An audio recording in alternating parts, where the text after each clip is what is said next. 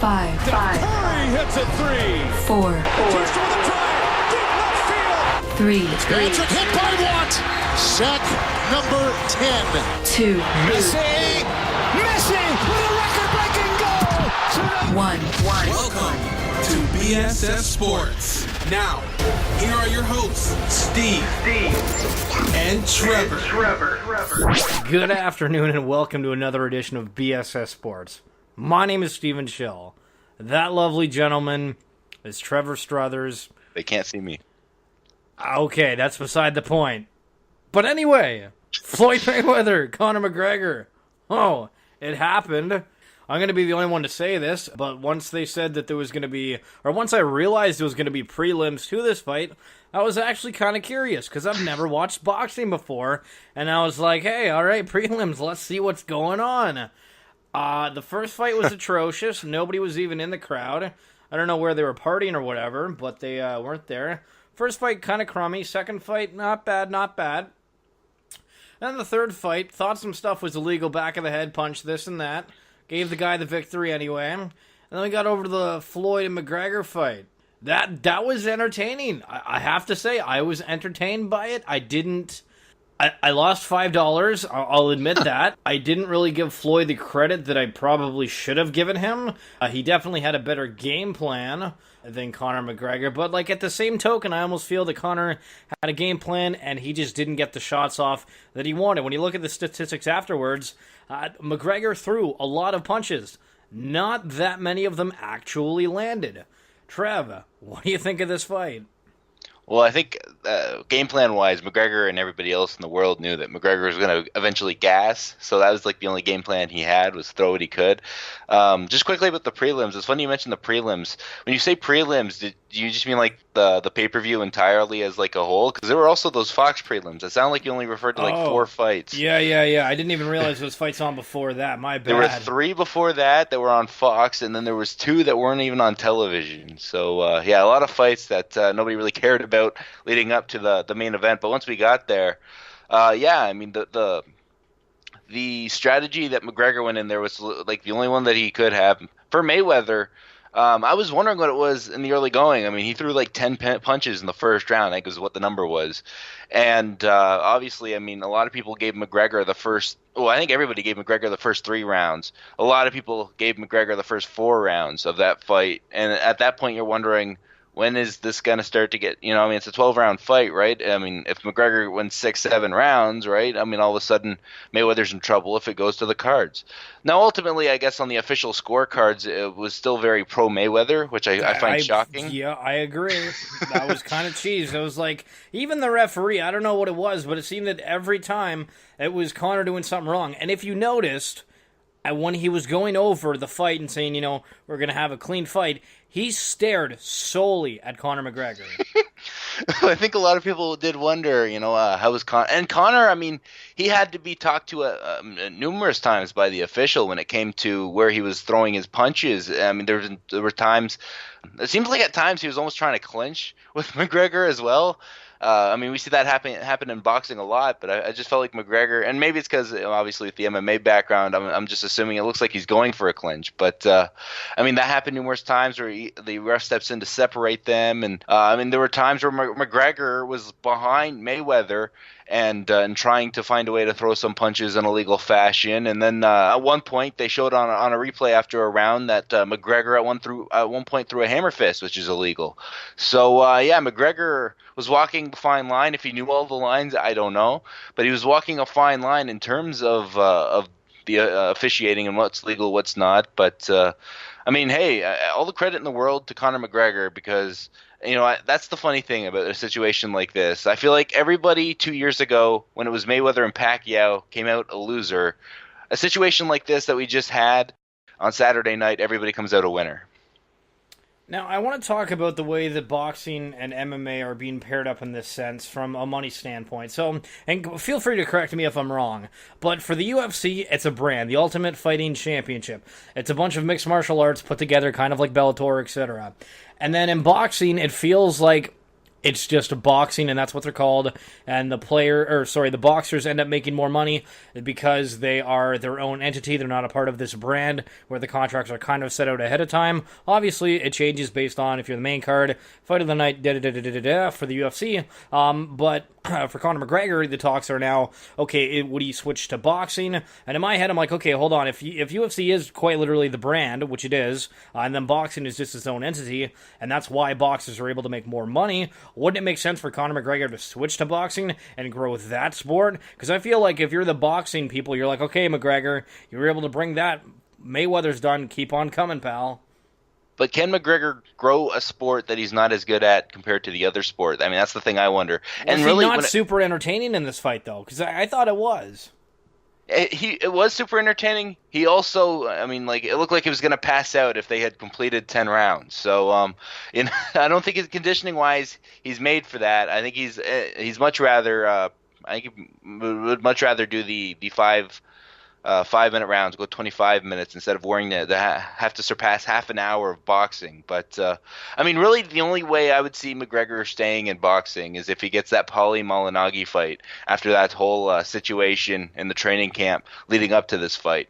And it's actually funny, we saw Paulie on the broadcast on Showtime for this whole thing, but yeah, I mean, that's the only reason I would see him have another boxing fight. I mean, there's so much that he can do, obviously, going back to MMA. I mean, this is a guy that's won 4 title, and I bring this up a lot when I talk about McGregor. This is a guy that's won 4 title belts in MMA, 2 in the UFC, and he hasn't defended any of them yet. Obviously, he was stripped of his 2 Cage Warrior belts, but and he was stripped of the featherweight UFC title, but he still got this lightweight UFC title that he can defend.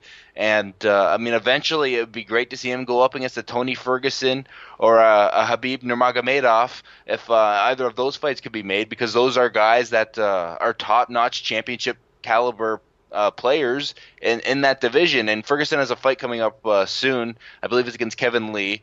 And the winner there, I mean, if Kevin Lee somehow finds a way to beat Tony Ferguson, which probably won't happen, then Kevin Lee all of a sudden's in that title picture. So there are guys for McGregor to fight for that title.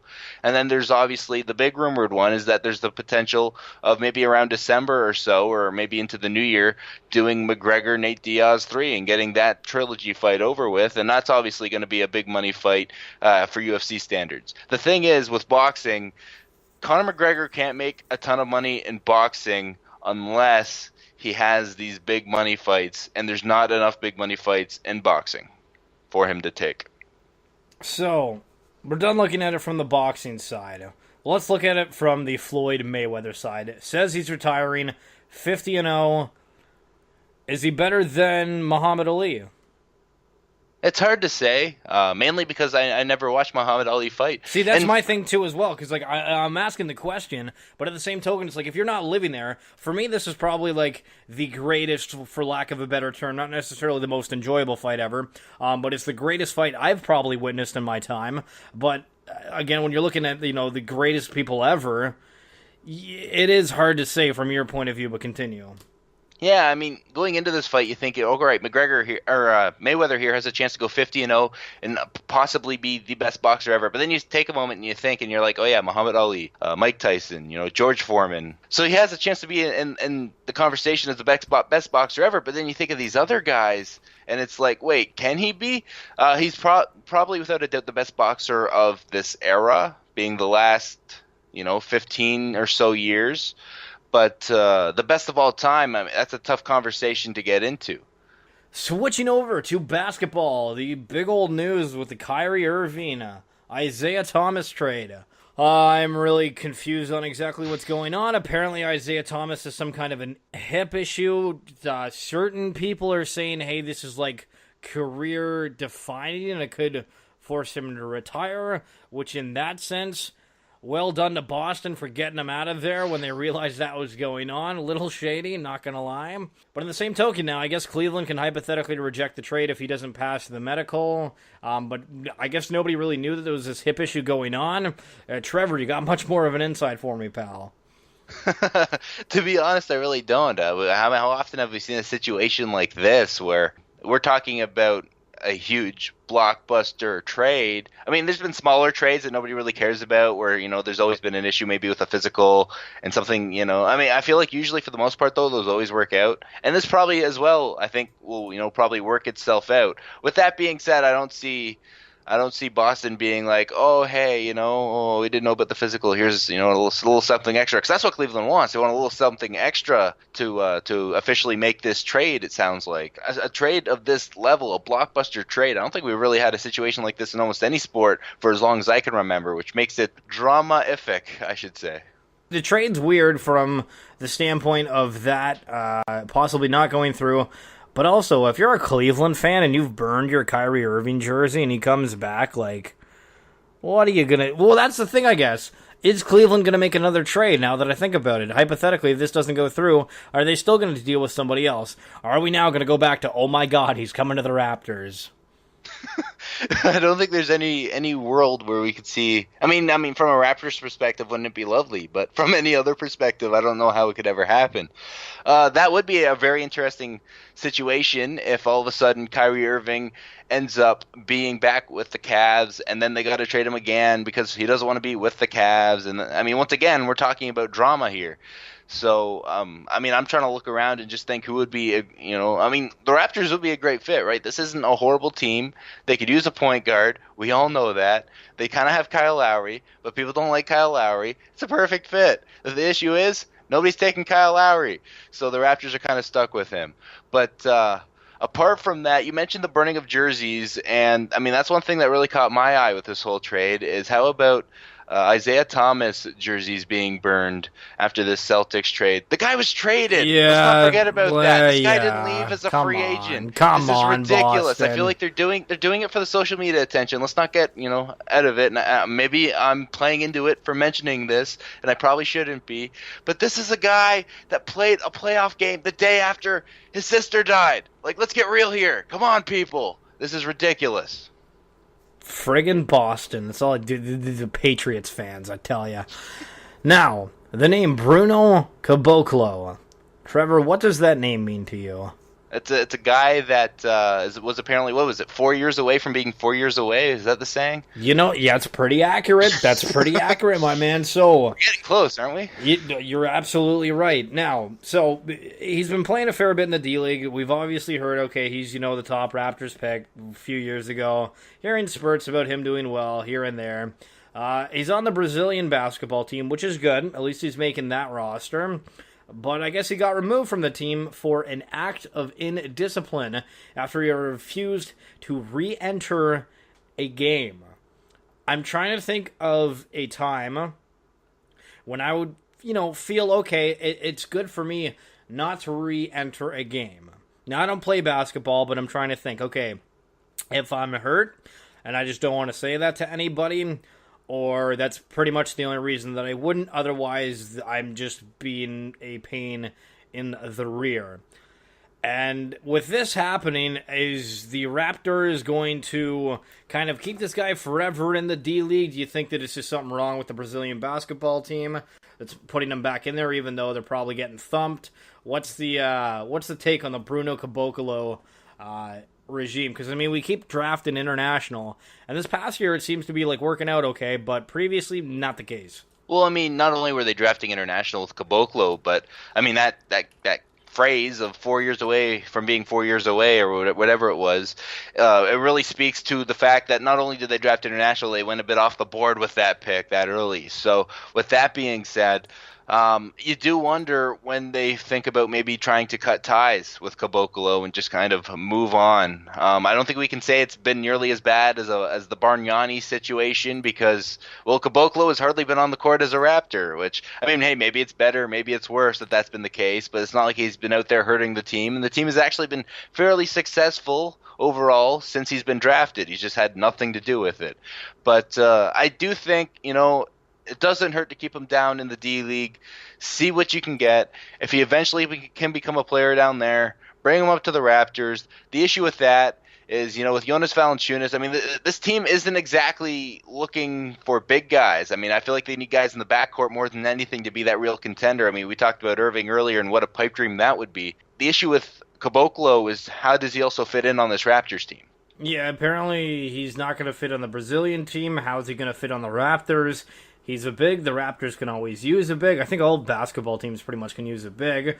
But yeah, if he's got these problems that he's not wanting to play for the Brazilian team, if he doesn't feel worthwhile, or if it's for his, for this or that, if the Raptors aren't a dominating team, there's too many questions to be asked with this guy after we've been waiting X amount of time for him to actually amount to anything, which doesn't look like that will happen. Any final words there, Mr. Trevor?